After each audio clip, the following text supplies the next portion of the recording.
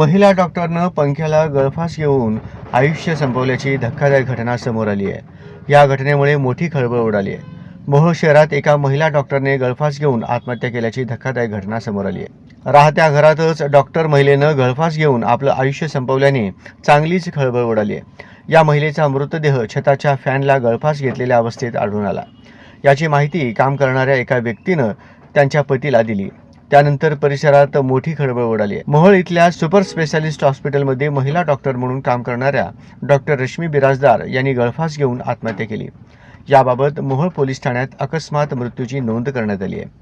आत्महत्या का केली याबाबत अद्याप नेमकं कारण समजू शकलं नाही. मोहोळ येथील डॉक्टर बाबासाहेब आंबेडकर चौक परिसरातील मोहोळ मल्टी स्पेशालिटी हे 3 मजली हॉस्पिटल आहे. हॉस्पिटलच्या वरच्या मजल्यावर महिला डॉक्टर रश्मी बिराजदार या पती आणि 2 मुलांसोबत राहतात. सकाळी पती संतोष बिराजदार हे स्वतःच्या दुकानामध्ये काम करण्यासाठी गेले असता दुपारी त्यांना काम करणाऱ्या व्यक्तीने फोन करून ही घटना कळवली.